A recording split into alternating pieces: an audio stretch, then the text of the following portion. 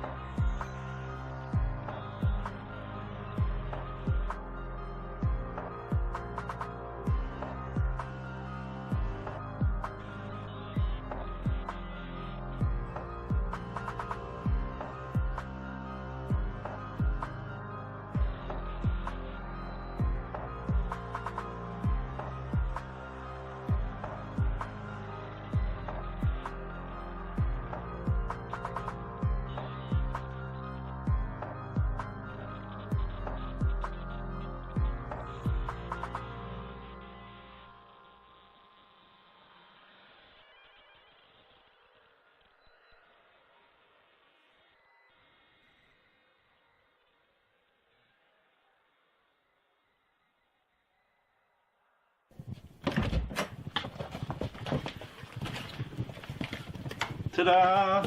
Wow, this place is actually nice. I won't lie, I was afraid that you might have brought me here just to take me to your place. Don't worry about it. Now, I know what a big film buff you are. Horror film buff? Yes, horror film buff. And I thought you'd like my home theater, and I've got a great collection of short films. Ooh, nice. Well, just so you know, I don't normally do this on the first date. But, you know, there's something about you I trust, and you wouldn't believe the kind of dates I've been on through that dating site, so I appreciate this. Glad I don't disappoint. Tell you what, why don't you have a seat? I'm going to grab us some popcorn. Thank you.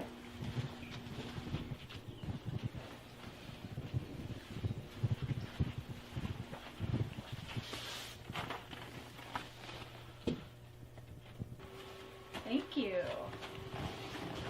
So what do we got up first? Well, I figured to start, we'll do something a little lighter. A little G-rated family fare. Nice. Yeah.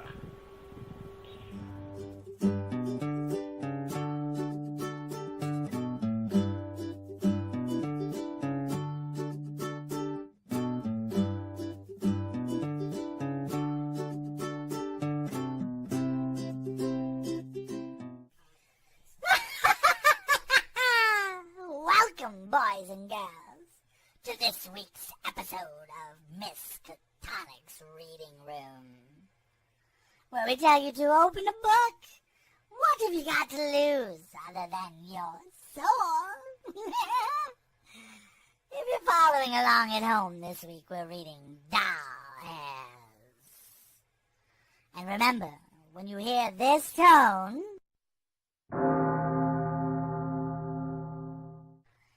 turn the page. There was a little girl named Samantha McCrae. She hated the rules, so she ran away.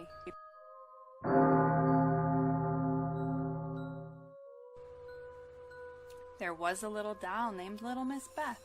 She had pretty blue eyes and a faint smell of death.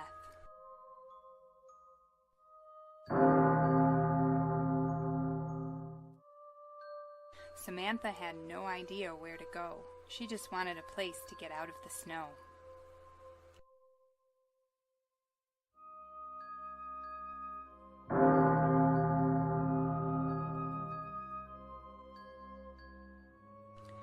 Then she saw a building that came into view. It looked really creepy, but what else could she do?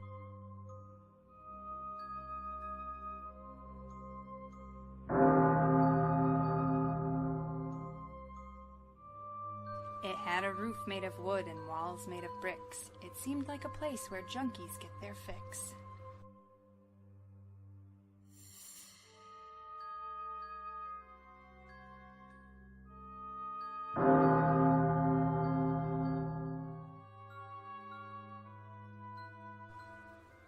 Samantha wanted to take a quick look around.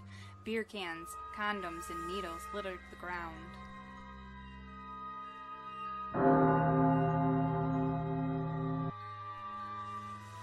Just as she was ready to leave the way she came, Samantha heard a faint voice calling her name.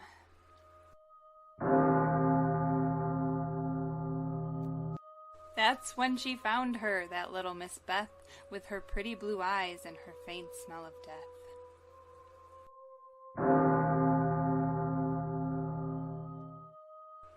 Please play with me, she said, and I'll keep you safe. I can be your best friend. We can live in this place.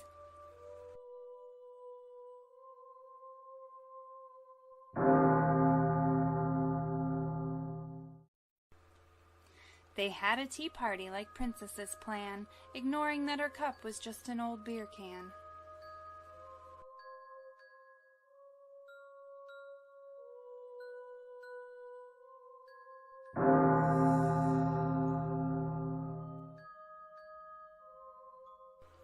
They played hide-and-go-seek, which Samantha always won. McCrae's world had no rules, now only good fun.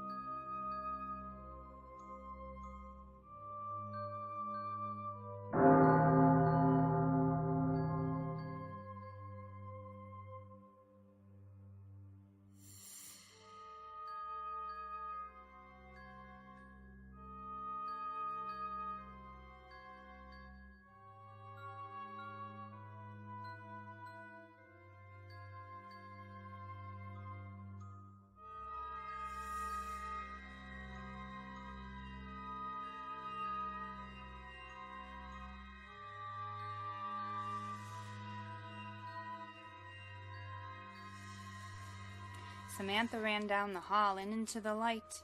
The sun on her face just didn't feel right.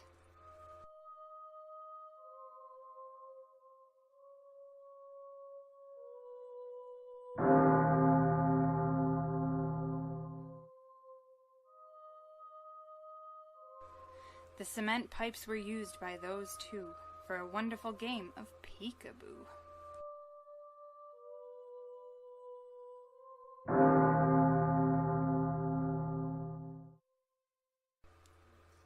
But now Samantha felt strange. Something was wrong. The pull to Miss Beth was a little too strong.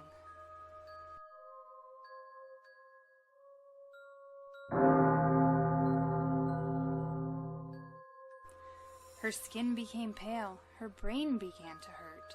Was this being caused by the doll in the skirt?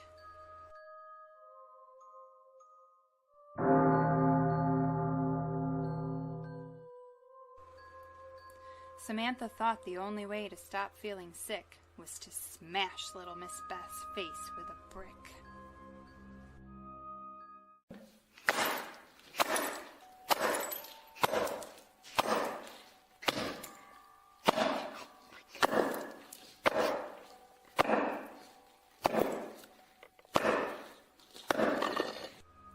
Samantha ran away from home, and look what it cost. She has no rules, but her soul is now lost. Now she lives in this place, surrounded by disrepair. Her hair is all matted, and her skin is so fair. She hopes to find a new friend to play, maybe a nice girl who just ran away.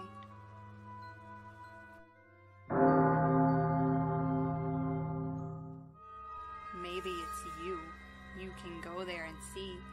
Or maybe you will see her and have to flee.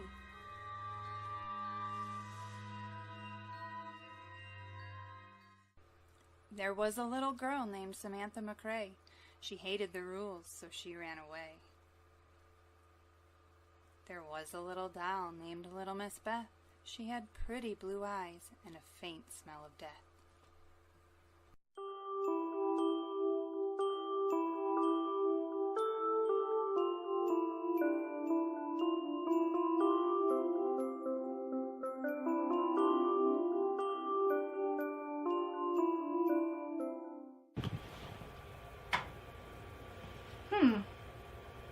Wasn't that kind of dark for children? Do you think that was appropriate? Shouldn't children be made aware of the darkness that's in the world around them? You know, maybe if we expose them more stuff like this, it'll prepare them for what is in store for them. Okay, but you're not teaching them stranger danger or just say no to drugs. I mean, what kind of lesson is practical here? I mean, how often do you see someone turned into a doll? Think of it of more of a cautionary tale, you know, like the Grimm brothers used to do, but with a modern twist. It's funny how many of our modern fears stem from childhood issues, you know, like clowns and dolls. You know, I've never been afraid of clowns. You just never met the right one.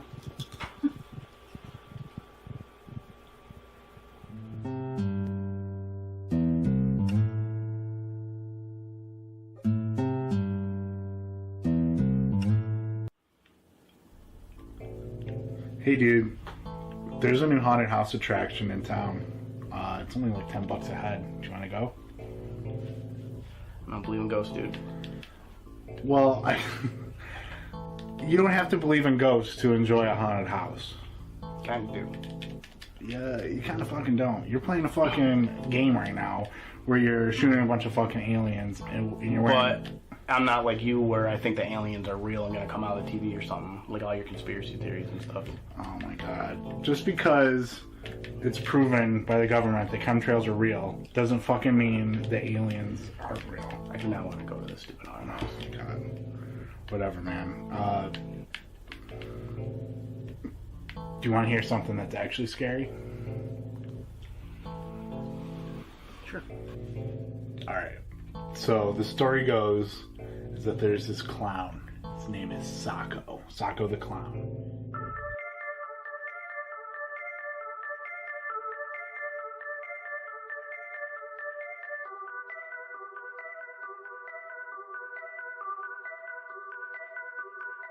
So Sacco was born Nathan Sins. Nathan was bullied in school.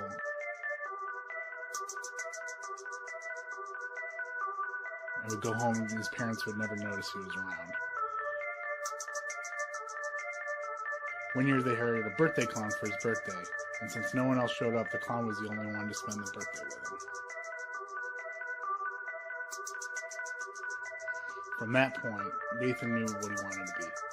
He was going to be a party clown who would bring joy to all the children who had no other joy in their life. After waiting his entire life, he finally got his first clown job. He was Sacco. The parents that hired him didn't realize that their 12-year-old child and his friends were way too old for a birthday clown. So Sacco was doing his best to entertain these preteens, and they're having none of it. They're throwing things at him, calling him all kinds of names like douche and greasy pervert. And one of the kids yells out, "Sucko the clown." And all the other kids pick up on it. So the next thing you know, they're chanting, "Sucko, Sucko, Sucko." Sacco is devastated by this and walks away to the other room, where he finds the parents' liquor cabinet. He just starts downing whiskey like it's his job. He then stumbles into his clown car and tries to drive home. On his way home, he crashes head into a bridge embankment. When the story hit the news, the anchors were unable to keep a straight face, and the entire incident went viral. Even the fact that he died in an accident didn't stop people from making fun of him. Then on the anniversary of his death, a teenager was found brutally murdered in his bathroom. The teenager's friend said they were looking in the mirror and said, "Sucko the clown" 3 times. The next thing they knew, Sacco was there with a knife and killed his friend. To this day, if you look into a mirror and say "Sucko the clown" 3 times, you'll show up and take his revenge.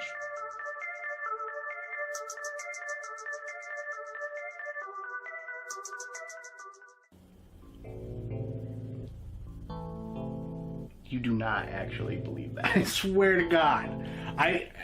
You believe that if you go in the mirror and say his name 3 times, he'll show up? Fucking yes, dude. Alright, dude. I'll tell you what. I will get off your back about leaving the house, putting down your fucking Space Marine video game bullshit. Oh my god. And going to the haunted house if you go and do this with me right now in your bathroom. So if I go in there and I say his name 3 times and he doesn't show up, like literally he does not show up, no lights flickering or any of that wind blowing nonsense like last time, then I don't have to go to this haunted house. Swear. I swear. Alright. Alright, let's do it. So just say "Sucko the clown" in the mirror 3 times? Yeah, dude, if you're not scared. Stupid. If it's so stupid, just fucking do it. I'm not scared either. Alright, come on, prove it. Sucko the clown. Sucko the clown. Sucko the clown. Oh god!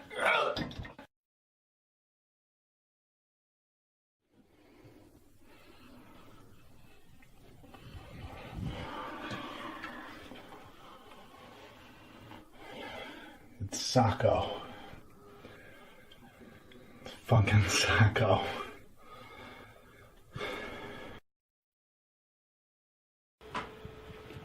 That was interesting. You know, most people see the clown as the villain, but wasn't he really the victim here?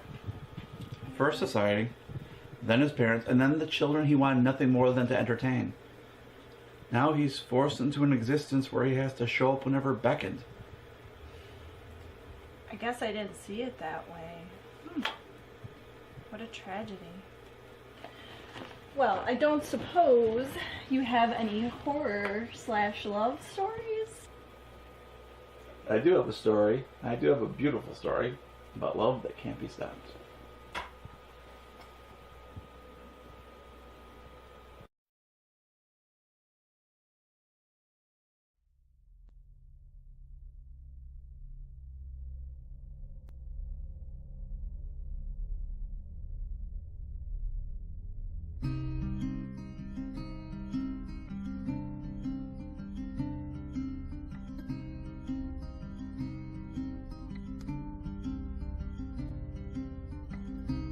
Body love is a loser. Everything goes wrong in his life. His apartment's trash. He's always about to crash. Nowhere near having a wife. It's vodka and coffee in the morning. Whatever it takes to get him through the day. He drags his bag out the door to work another 8 to 4. Feels like he's slaving his life away. finds a note when he gets back that evening with a gift he didn't plan on receiving. Someone named Rose knows what he needs. His heart quickens beating as he reads. Sometimes the reason we feel so lonely in this life is 'cause we haven't found the other half of our soul now. So give this record a spin around.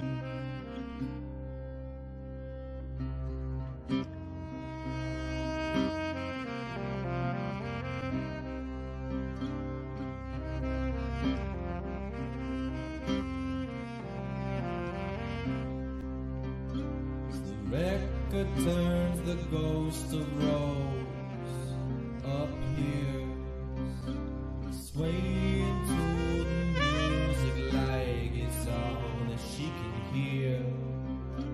Each move seduces Marty like she's melting ice.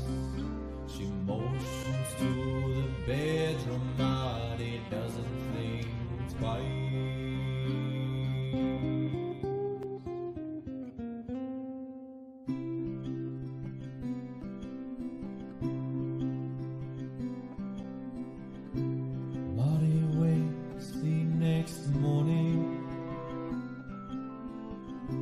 Seizes the day like a different man. His apartment's clean, feels so pristine, that he has Rose to understand. Breakfast is on the table waiting. The windows open, fanning the breeze. Life feels less like reality, and he thinks, oh, this is fine with me, 'cause I am finally living the dream. Yes, I am finally living the dream.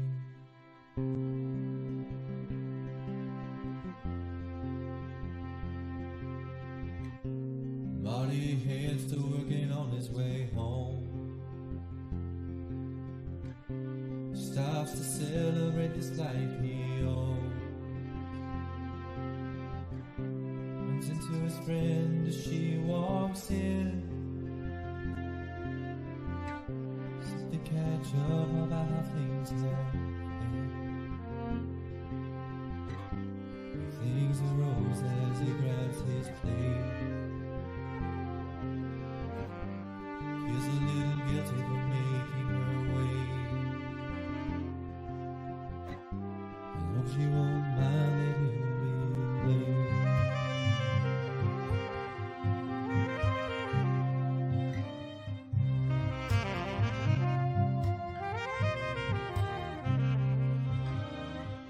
But Rose got worried when he didn't show up, so she went out looking for her love. But when Rose saw him there, she could just fume and stare. How could that bastard dare to fuck this all up?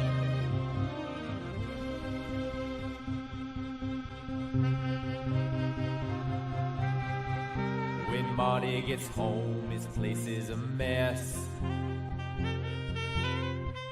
It's covered in red ink nose with angry threats. The record is spinning, it's playing that same old song. He sees Rose crying like a woman done wrong. Her eyes glare, her eyes burn as that record turns. As Marty looks around, he sees the thorn of a woman's scorn. She's crying, she's lying, she's trying to get cornered. She feels bad for what she did, wants to make it all with love to him, but all that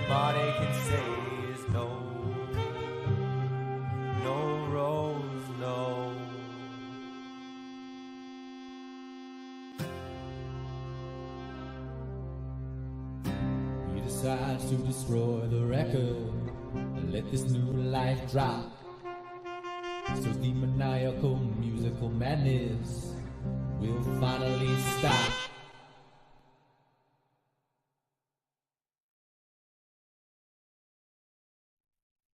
There is peace for a moment, but Rose flies back like a hornet, menacing with a knife in the air. Marty runs for his life but breaks his neck right there.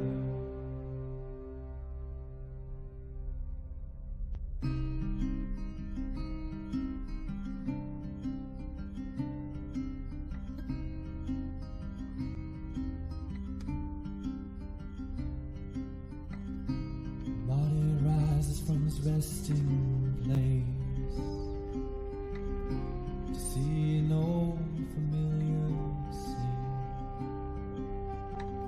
a past life with his Rose before they overdosed on red wine and codeine.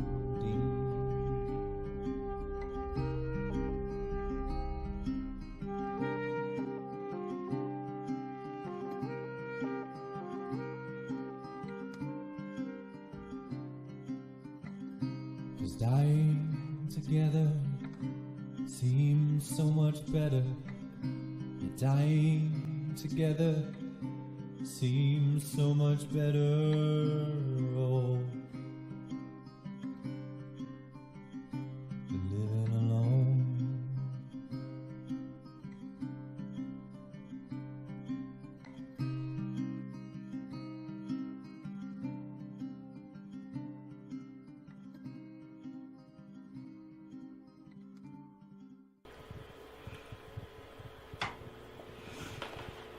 That was so beautiful.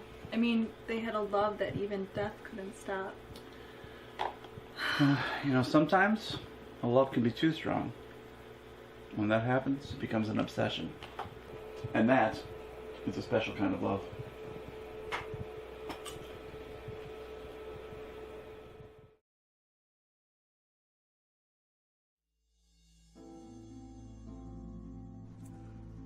I started coming here after the accident. If I couldn't hear the beauty of this world had to offer, at least I could see it. I spent my days walking through this park, enjoying the silence.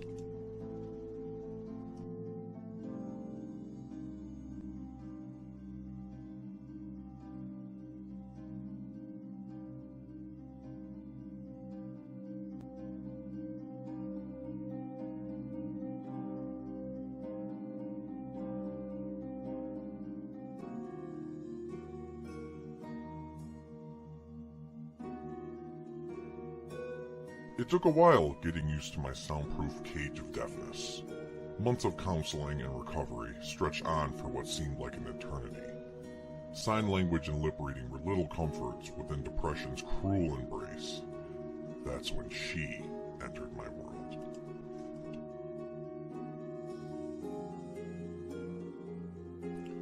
I noticed her in passing at first, but soon I started looking forward to when she would come to my room.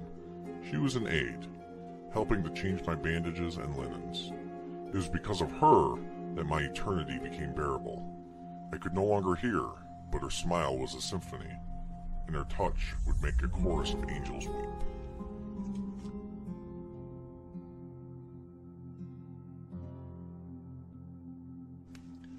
Sent home, I felt my loss anew. It was like living in the depths of the earth. No sound, no light without her. The hospital released me, but my heart would remain forever hers.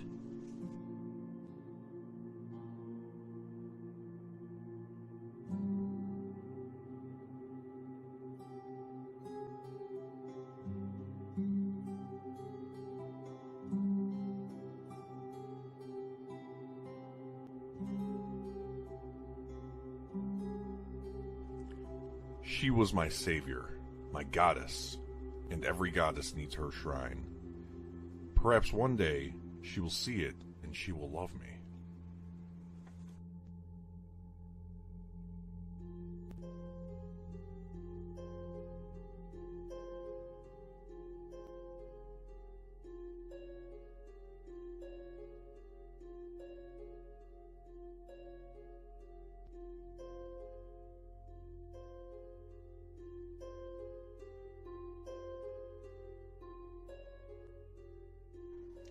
I have gone to thank her, to tell her what she means to me. I've approached the hospital, but like a frightened rabbit, I ran before she saw me. What kind of weirdo stalks someone?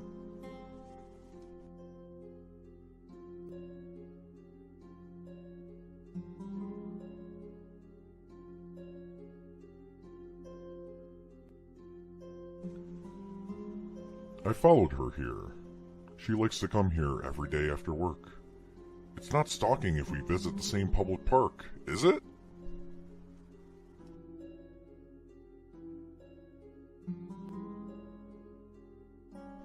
I've seen her in the months since coming here, always from the shadows. I can't have her spot me yet. Would she even recognize me, though?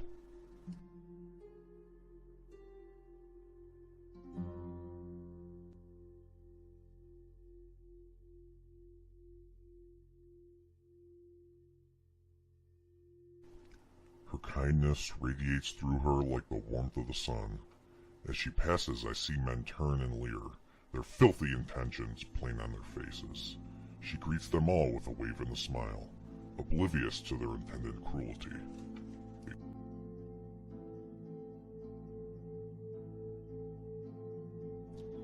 She's too pure, a goddess made into porcelain flesh. One wrong move, and she'll be broken. I can't let that happen. She will thank me. She will be happy with me. I can treat her the way she needs, the way she deserves. That is why I must do this today. Even now as I follow her, I feel the darkness receding, going back into a long-forgotten portion of my mind. I have to be careful, take my time, choose the right moment to grab her.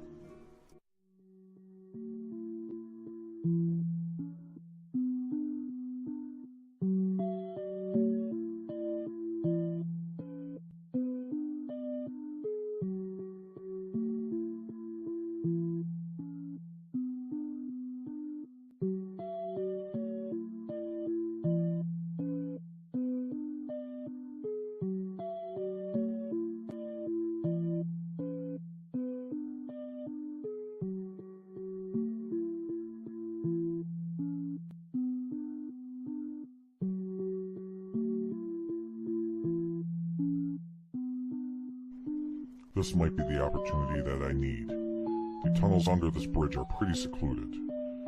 What is she taking out of the... Oh no! Did she see me? I have to act now.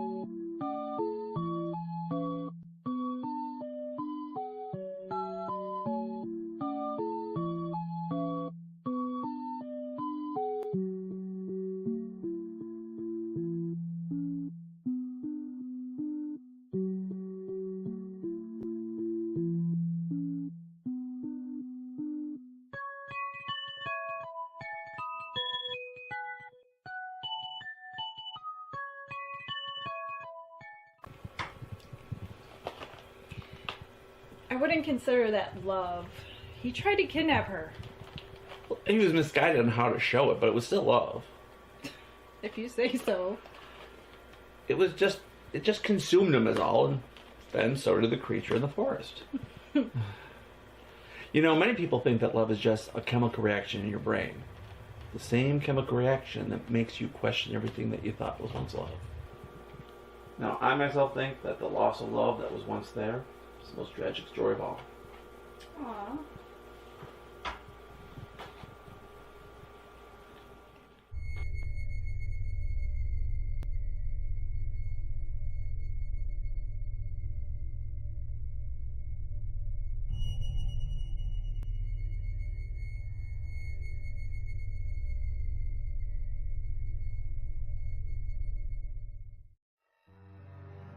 This is the day I've been dreaming about.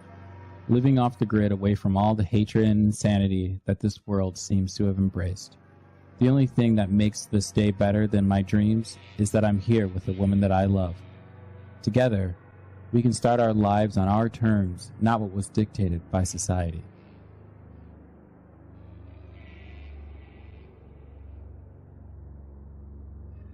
Day 1. Scott asked me to keep a journal so we can document our new lives together. I think that this is the best thing for us. I love how clean everything is out here. I'll miss the smell of Cheerios that the city had, but I won't miss having to fill a water pitcher just to have clean water. The spring is so crisp and clean here.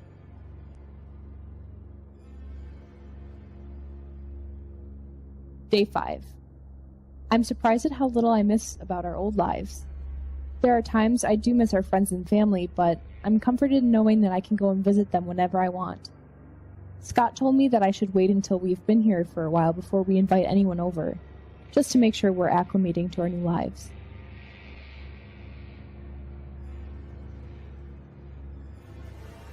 Day 10. We walked our land today. I can tell Linda misses some aspects of our old life. I wish there was more that I could do to help her forget all that we left behind. Our old lives brought us nothing but pain.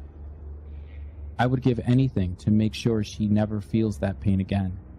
She needs to realize that I am the only family she has now.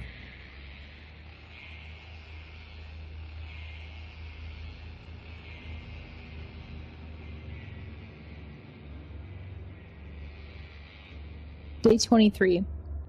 I don't understand why Scott is so adamant about me not visiting my family. Today he told me the weather wasn't good for travel.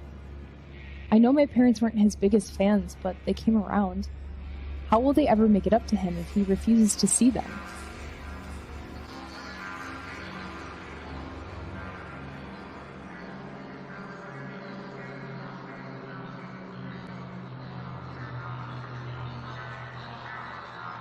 Day 27. I think this isolation is getting to me. Last night when I looked out the window, I saw something in the wood line. Some kind of entity out there, just far enough away that I couldn't tell exactly what it is. I would tell Scott, but he seems annoyed with me lately and I don't want him thinking I'm crazy.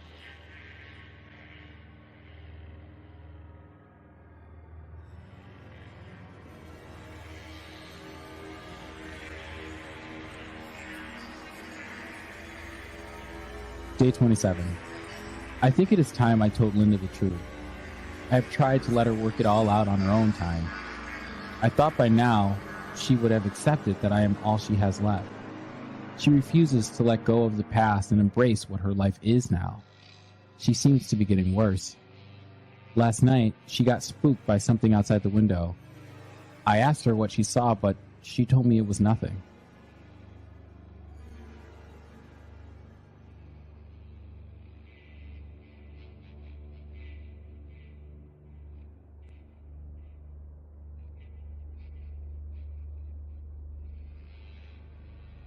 Day 40. I know now that this was a mistake. Scott brought me out here, took me away from my parents, the only people who loved me. I have to be strong and find a way to escape. I've realized what the entity was that I saw the other day. It's clearly Scott's accomplice. I see that thing every night now, patrolling the area. It's there to make sure I can't leave Scott. That's why when I told him what I saw, he told me he didn't see anything. I've stopped letting him know when I see it. I can't let him know that I know.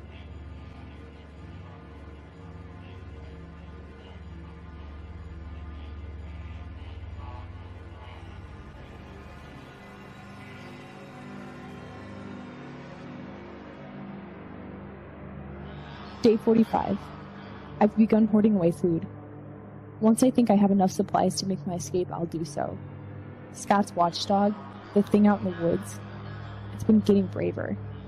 Every time I see it now, it's come closer. They must have such a low perception of me. They think I'm too weak to fight back. That I'm too stupid to see what's happening.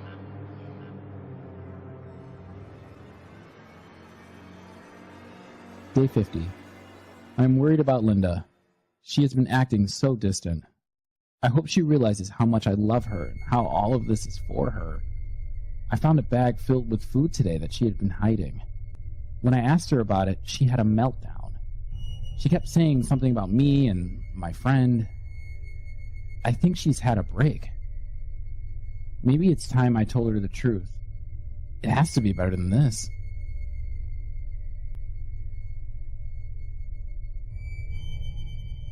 Day 52. It's becoming more and more difficult to act like everything's okay. To go about such mundane, day-to-day routines. I think Scott knows I plan on escaping. He won't be able to stop me. I need to escape. It has to happen. I can't take this anymore. Day 55. Scott found my escape bag. He's now getting so desperate to keep me here. He told me that my parents are dead, that they died in an accident. I told him I'm not stupid. I would remember that. He said it was a mental breakdown. According to him, my doctor told him that moving out here would help me, that he should let me work it out myself. I am not crazy. He wants me to doubt myself. I will not be controlled. Tonight I leave. His friend is getting too close. It's tonight or never.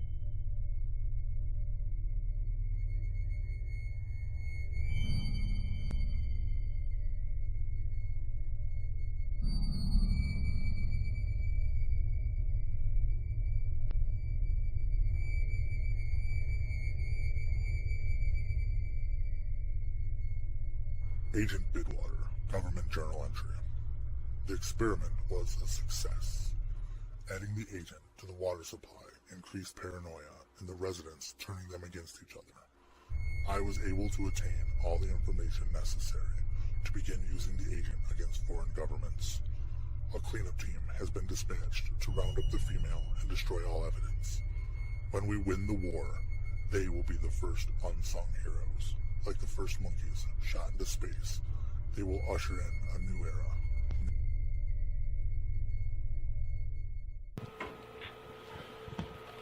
That is so sad. They thought they could escape the world and run away and be in love. You know what? I don't think I could watch any more love stories. Okay, you can switch gears.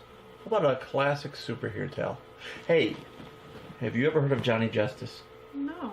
Who's that? He was my favorite superhero when I was growing up. Yeah, I had a huge collection of his memorabilia. And this is my favorite episode of the show. There he is, Johnny Justice, saving the world, protecting puppies, helping innocent babies, all so he can sign a few autographs. Well, now it's time to help me out, Johnny Justice, you arrogant son of a bitch. You're going to help me go home. And I don't think you're going to like what it takes for me to go home. Are you, Johnny?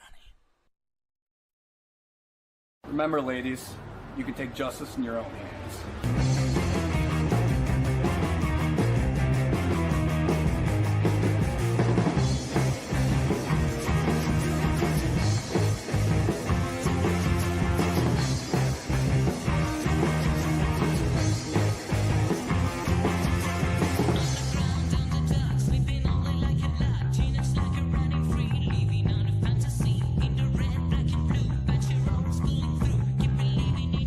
It's not as hard as it seems.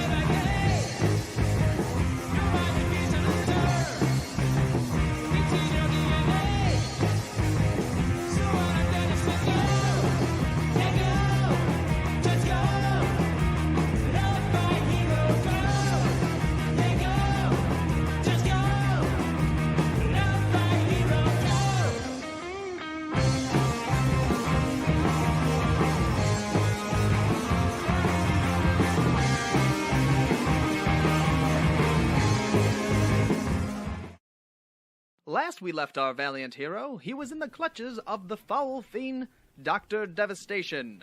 How will our helpless hero escape this perilous predicament? You will not get away with this, Dr. Devastation. We both know how this will end.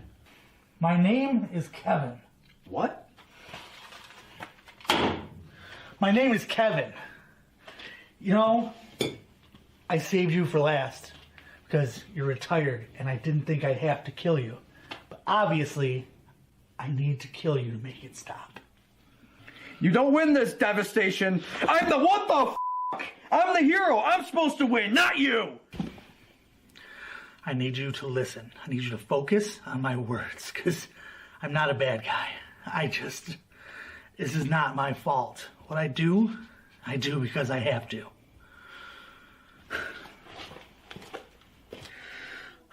My name's Kevin Wallace. You know, I'm not from this world. The world I'm from, heroes and villains, they're not real. They're TV shows. I grew up watching the Johnny Justice Power Hour. Hell, one year I was you for Halloween. I lived in a world where I was a doctor. I had a wife and a child, and then one day I wake up and I'm here. I can hear narrators speaking about every little mundane thing that you do. I can see the cameras and the lights that you guys are oblivious to. You live in your life of blissful ignorance, and I'm being driven insane. And then one day, the voice talks to me, and he tells me all I have to do to go home is kill every one of you heroes. You're the last one, Johnny. You're my ticket home. Will Johnny escape this dungeon of doom? Stay tuned, kids. We will find out after this brief message from our sponsor. Now! Hello, and thanks for joining us, the September Brothers, for a quick public service announcement. And we'll get you back momentarily to the Johnny Justice Power Hour. You may recognize us from the award-winning short, The Shamblin' Shack. One of the best reviewed zombie shorts ever put to film. Amazing it was.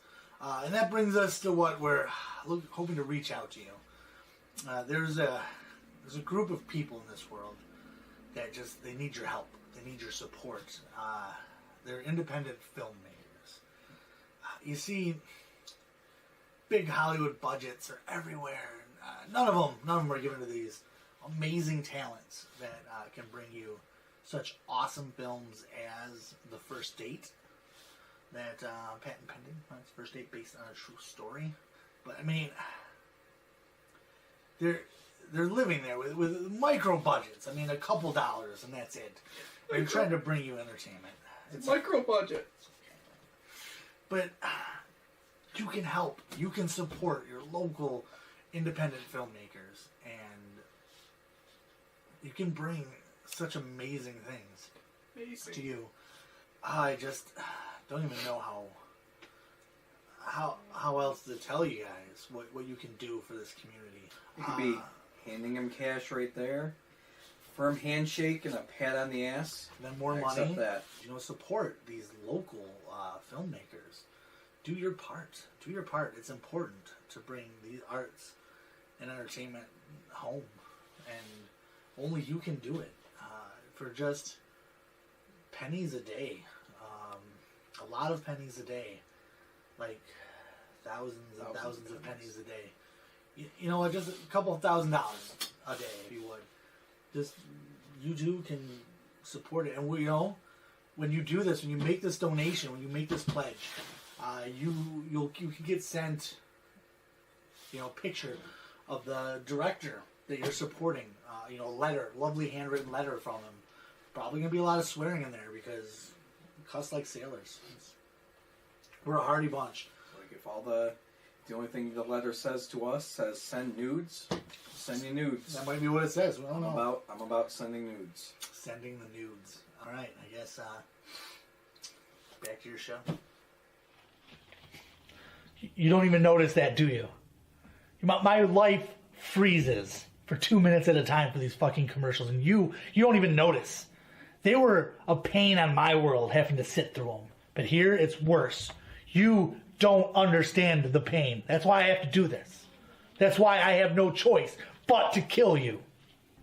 Commercials, voices, what are you, crazy? We have medications here for that. I don't understand. I don't hear any of that. You don't have to do any of this. I do have to do this. It's the only way. I'm not even Hero anymore. I retired a long time ago after I defeated my arch nemesis, the Masturbator. No flashbacks!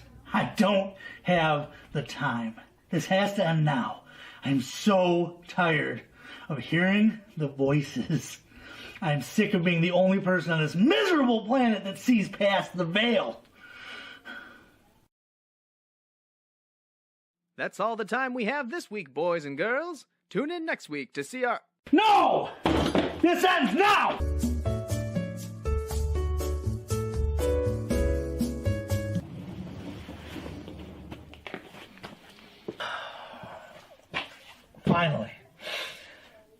Finally done. No more narrators, no more voices. Where's the door? Where's my way home? I don't get it. I did everything that I was supposed to. I killed all those people for this, for my way home. What if I am crazy? What if it's all in my head? Is that it? Am I crazy? Am I just a killer? Am I just a monster? What if I'm crazy? What if I am just a killer? Wait. Your work isn't done. Yes, it is. He was the last. I brought you into this world. I saw the potential for violence in you, and needed your help to end the scourge of heroes. Yes, he is the last one, for now.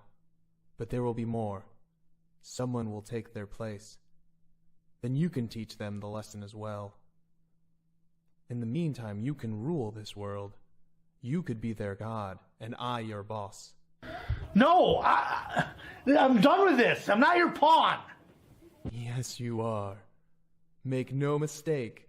You have been my pawn for a long time now. All you have to do is sit back and enjoy the spoils. No, this ends now. When I release you from your miserable... Well, fuck. So I'm guessing that was the final episode of that show? Actually, no, this was an unaired episode. Oh. Well, I've been lucky enough to obtain a few rare editions in my collection. Is that so? As a matter of fact, this next one is a classic.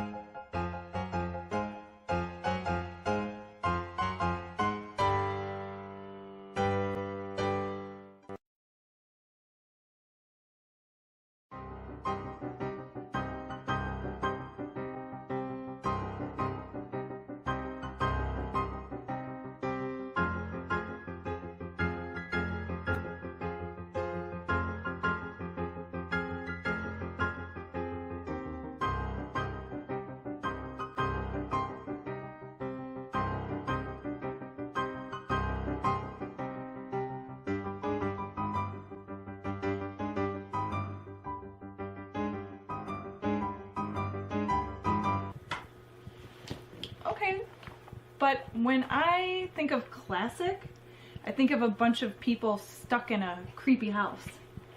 Okay, well, I think I have something that'll play to your classic loves.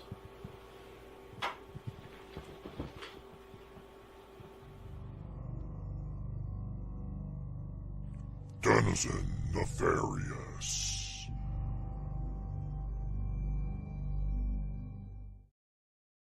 Delta Team has been contracted out to head to the middle of nowhere to steal some weird object.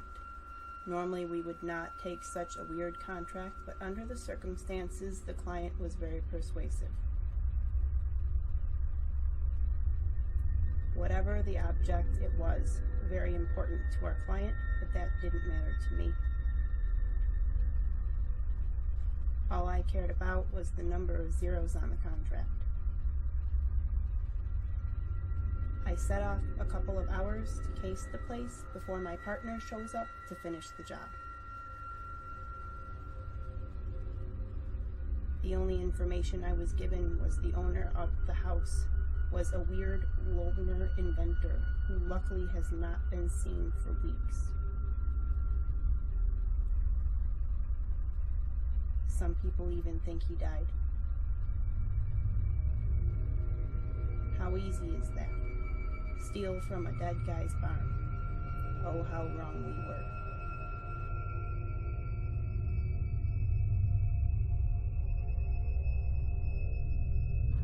My name is Jim Bluefield. I am heading to meet my partner, Kim Christmas, in a middle-of-nowhere town to steal some objects of some sort. I'm leaving early because normally my partner would be sending me updates, but I haven't heard from her in a long while. I will go in and lend a hand.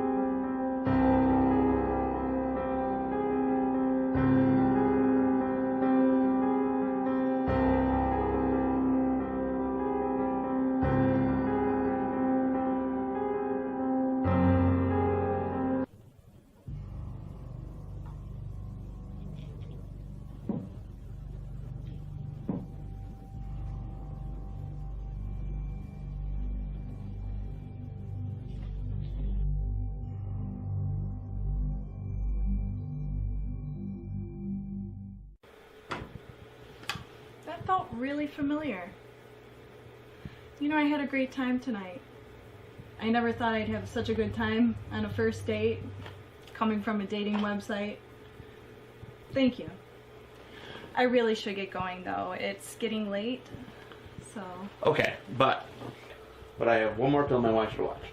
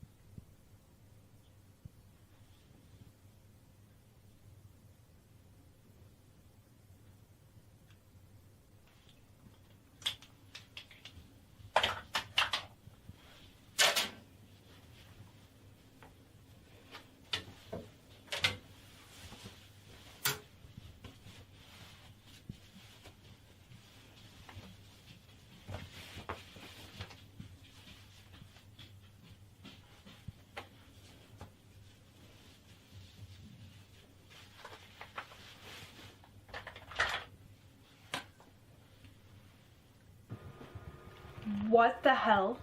What am I watching? What the fuck is going on? Is this some kind of sick fucking joke?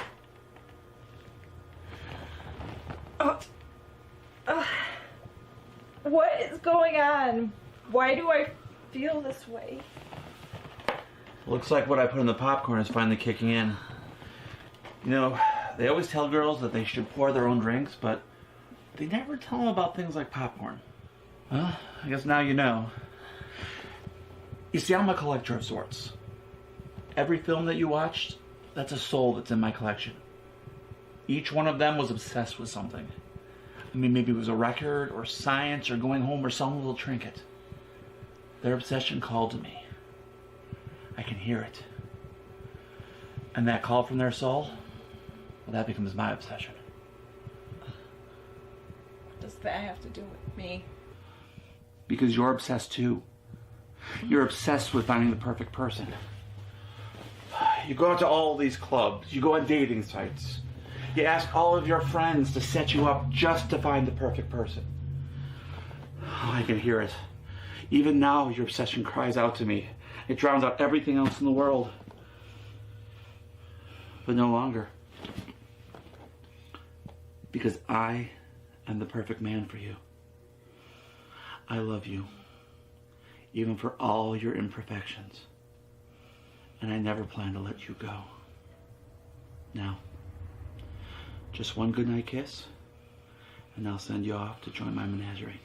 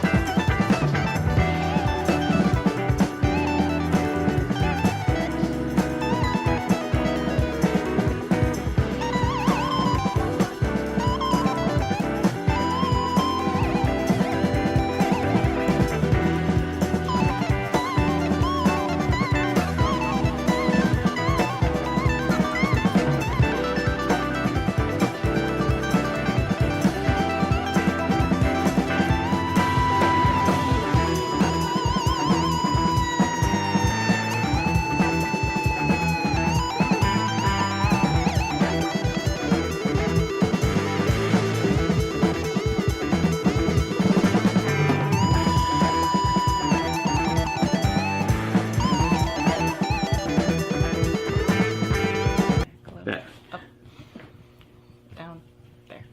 You are good. Skill crane. All right. Action.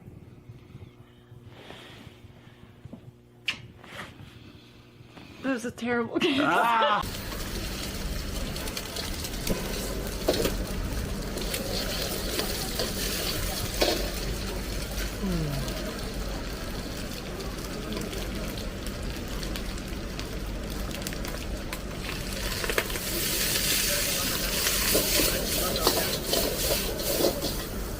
大鼻姐打到中间去了。阿姨，我说大鼻姐打到中间缝针去了。他把他的头打得出血。我给打了啦，这边女的打，男的没有打了，我不知道，他不知道的不能动了，哎，他也不打，他不动了，打还没打，这个女的他打我去，打我后头。急的很。哎，他说你个走吧，让我改个讲，好这样。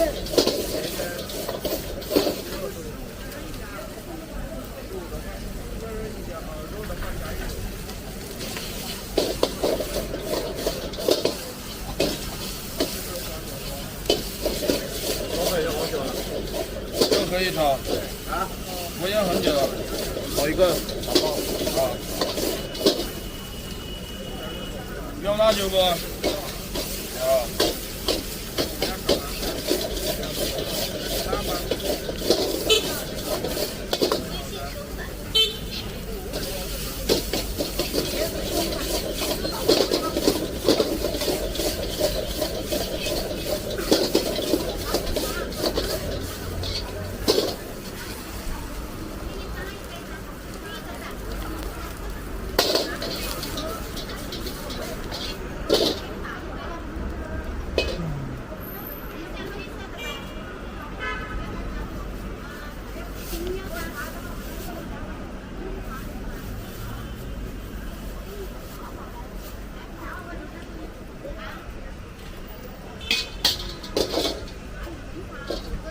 炒一个。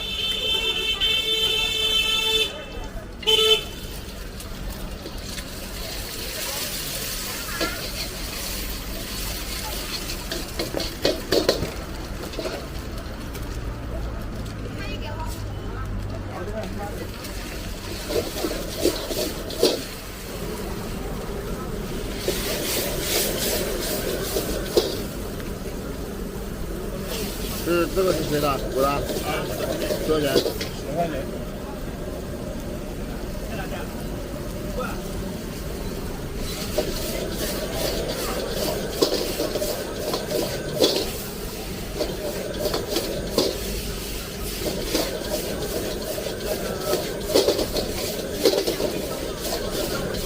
来。微信收款10元。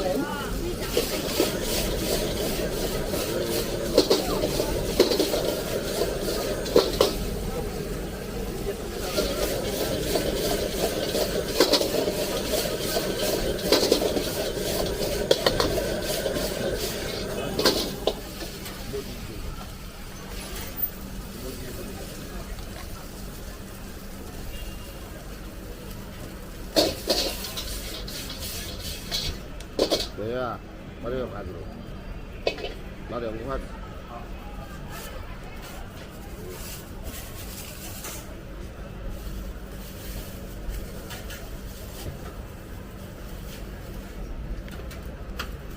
OK 了。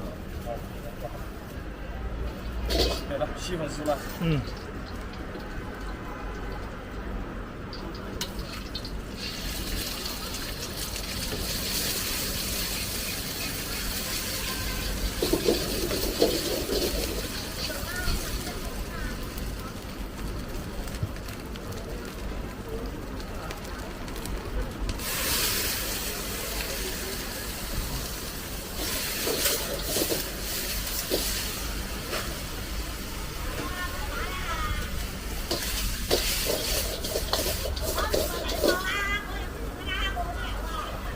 来了。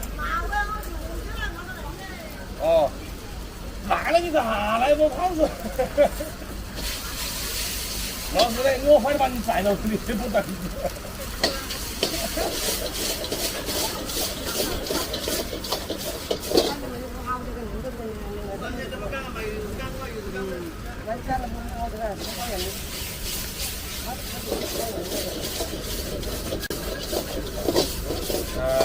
胖子经理休息，不是你买。这是爱情的吧？啊，叫的不讲我的证，我讲的给了我的证呢，人家，哎，他不是啊。我就是讲的是，他是我的金本，我老本。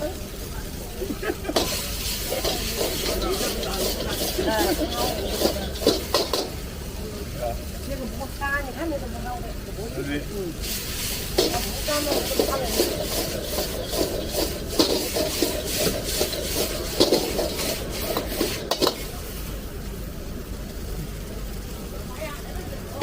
哎，我看着你呢，你赖着我往走，我会把地方要给你。哎。还有的，我看看是不是？肯定是我看着你赖着我就往里面塞。你怎么大家都把它？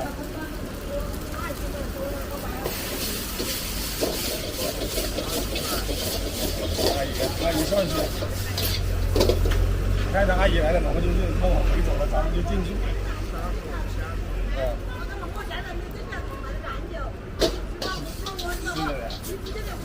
是的，阿姨说的是，咱们进去呢，他本来就没事的，等着他一走呢，咱们要这样就反正好一些，阿姨。